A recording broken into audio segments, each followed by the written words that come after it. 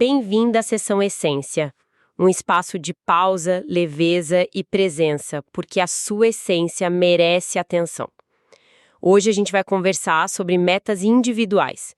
É um daqueles assuntos que tocam a rotina e mexem com a gente por dentro. Então se ajeita aí e vem comigo.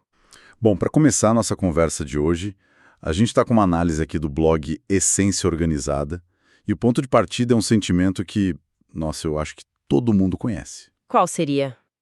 Sabe aquela sensação de aperto? Quando a vida tá, tipo, um turbilhão, e só de ouvir a palavra planejamento ou meta já dá um cansaço? Quase uma ansiedade? Sim, total. Parece que é só mais uma cobrança para uma lista que já não tem mais fim. Exato. E essa, na verdade, é a grande armadilha, né? A gente foi ensinado a associar meta com pressão, com performance, com mais uma coisa para dar conta. Pois é. E o que eu achei mais interessante nesse artigo é que ele vira essa lógica de cabeça para baixo. A ideia não é que você precisa primeiro organizar o caos da sua vida para depois poder planejar. É o contrário. Peraí, isso é contraintuitivo. Como assim o contrário? A gente sempre pensa que precisa de calma, de ordem, para conseguir sentar e planejar. Pois é, mas a proposta do texto é que as metas individuais, como ele define, elas funcionam como âncoras. Elas nascem justamente da necessidade de criar um ponto de clareza dentro do caos. Âncoras. Gostei dessa imagem. Elas não são sobre controlar tudo, sabe? São sobre escolher uma única direção para olhar. Um pequeno leme no meio da tempestade. É, na verdade, um ato de resgate, não de cobrança.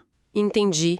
E o que diferencia essa meta individual de, sei lá, uma resolução de ano novo que a gente esquece em fevereiro? A grande diferença está na escala e na origem. Elas são tipo objetivos super específicos que nascem de uma necessidade sua, de agora, e não de uma expectativa que vem de fora. Certo. A função delas é basicamente transformar aquelas intenções vagas que só geram culpa, tipo, eu preciso mudar minha vida, Nossa, essa é clássica. ou tenho que ser mais organizada, e transformar isso em ações que são concretas e, mais importante, gentis. O artigo dá um exemplo que eu achei perfeito. Qual? Trocar o vago "quero mudar minha vida" pela meta real de "vou acordar 30 minutos mais cedo para fazer algo que me faz bem, só para mim". Nossa, isso tira um peso gigantesco das costas, porque mudar a vida é uma montanha, é impossível. Agora, acordar um pouquinho mais cedo, isso é um degrau. É um degrau. É algo que dá para visualizar, talvez fazer amanhã. Exato. Só está acontecendo com você e tomar uma decisão consciente, por menor que ela seja. E o insight do texto, então, é que quanto mais caótica a vida, mais a gente precisa dessas pequenas âncoras. Exatamente. Porque elas te devolvem a sensação de agência, de controle sobre um pedacinho do seu dia. E aí, nesse contexto, a meta deixa de ser pressão e vira um alívio, um respiro, sabe? Faz todo sentido.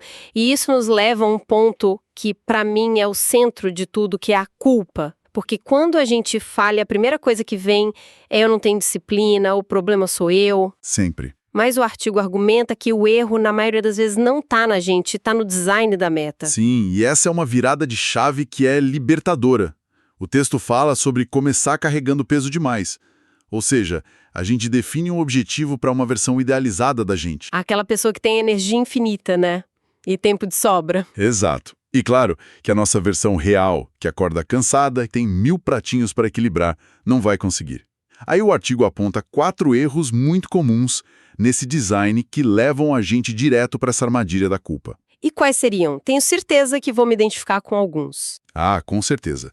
O primeiro é justamente esse: definir metas grandes demais para a energia que a gente tem no momento.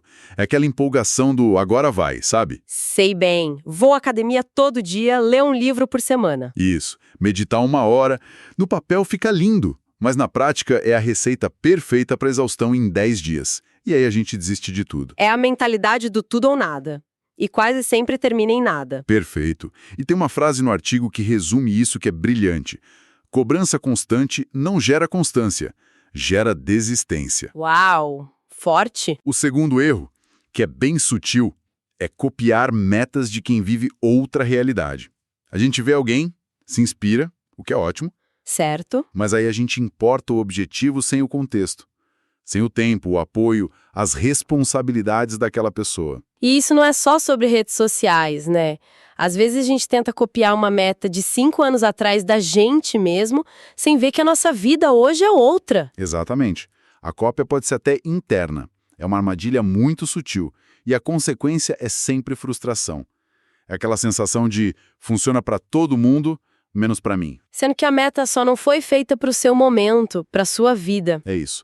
Como o texto diz, inspiração ajuda. Cópia, não. Faz todo sentido.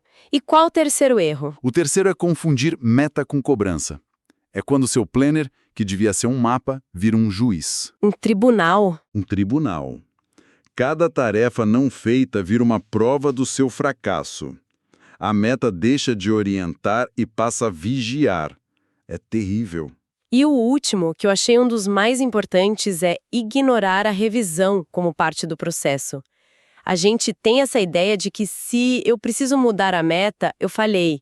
É admitir a derrota. Exato. Sendo que o artigo coloca a revisão como o oposto. É um gesto de maturidade, de autocuidado. Maturidade. A vida muda, a nossa energia muda. Insistir num plano que não serve mais é a verdadeira receita para o fracasso. Revisar não é desistir, é ajustar o leme. É um diálogo com a vida. Ok, então se o problema está no design e não na gente, imagino que o artigo dê um caminho para a gente ser designer melhor da nossa própria jornada. Sim, ele dá. E é um caminho com mais leveza. O texto propõe um método em 4 passos, e o mais bonito é a mentalidade por trás de cada um. E qual o primeiro passo? O primeiro é aceitar a realidade atual, sem brigar com ela. Se a realidade é cansaço, sobrecarga, casa bagunçada, tudo bem. O ponto de partida é esse, é tirar uma foto honesta do terreno antes de construir. E essa aceitação não é resignação, né? Não é dizer, já que tá um caos, não vou fazer nada. De forma alguma, é o contrário. É o passo mais estratégico. É reconhecer o solo que você tem para poder escolher as sementes que de fato vão brotar ali. Entendi. O que nos leva ao segundo passo, começar pequeno para não desistir. O exemplo do artigo é ótimo. Em vez de organizar a casa toda, a meta vira organizar uma gaveta por semana. Eu adoro esse exemplo, porque uma gaveta gera uma vitória imediata. Você olha e pensa, eu consegui. E essa pequena vitória te dá energia para a próxima. Exatamente. É sobre construir confiança em si mesma de novo. Cada pequena meta cumprida é um recado que você se manda. Eu sou capaz. Isso é muito poderoso. E o terceiro passo? O terceiro é escolher um método que combine com você. Essa parte é crucial.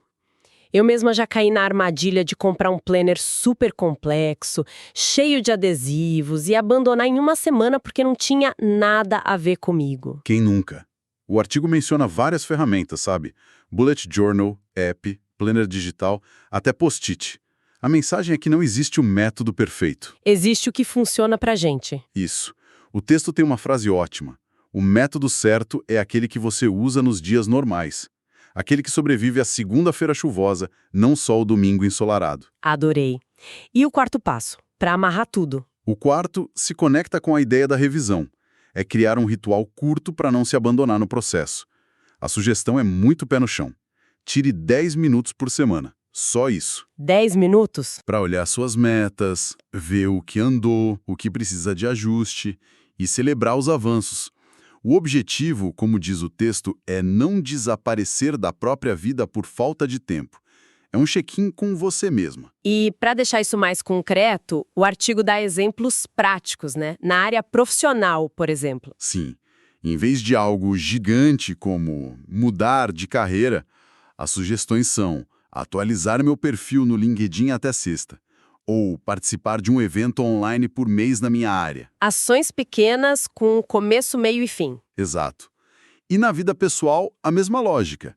Em vez de ser mais saudável, metas tipo dormir 7 horas por noite, 5 vezes por semana, ou desconectar do celular 1 hora antes de dormir. São coisas que, somadas, transformam a qualidade de vida sem esgotar a gente no processo. É isso.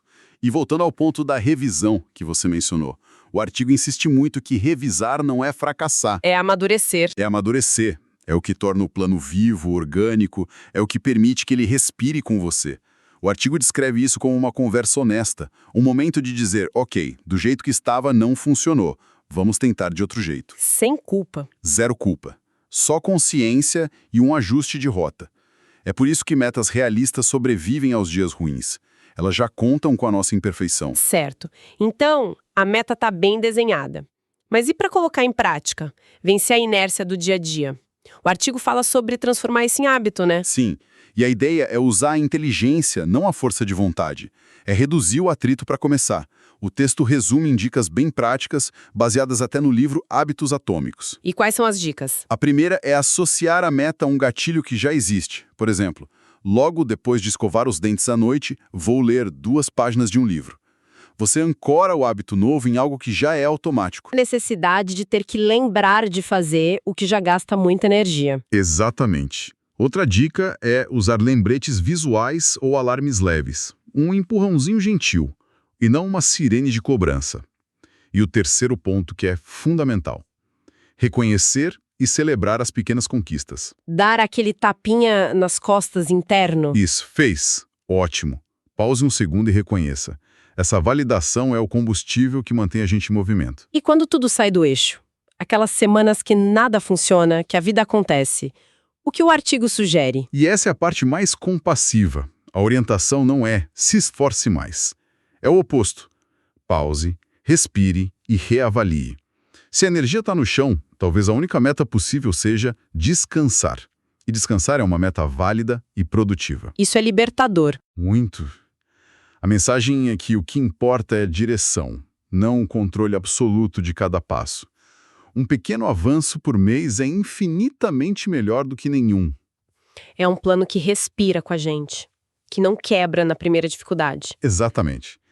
No fim, a proposta do artigo não é sobre produtividade. É uma filosofia de autocuidado. É sobre respeito pelo próprio ritmo. Uma mudança de paradigma completa mesmo. Sem dúvida. E para fechar, o artigo termina com um convite bem simples. Escolher uma única meta pequena para a próxima semana. Uma só. Mas, a partir de tudo que a gente conversou, a provocação que fica para mim é talvez um pouco mais profunda. E qual seria essa provocação? E se, antes mesmo de definir essa pequena ação, o primeiro passo fosse outro? E se o passo 0 fosse definir qual o nível de gentileza e autorrespeito será inegociável ao longo do caminho? Nossa, isso muda tudo. A meta principal não é a ação em si, Não, é o como a gente se trata enquanto tenta agir. exatamente. A meta mais importante de todas, a que sustenta todas as outras, talvez seja essa: a de não se abandonar no processo. E por hoje, a nossa Ascensão Essência chega ao fim. Este episódio foi criado a partir do artigo Metas Individuais para 2026. Dá para ser realista, mesmo desorganizada? Publicado no blog Essência Organizada. Se você quiser aprofundar esse tema com calma, no seu tempo, te convido a passar por lá. Tem um cantinho cheio de clareza, aconchego e ideias práticas esperando por você.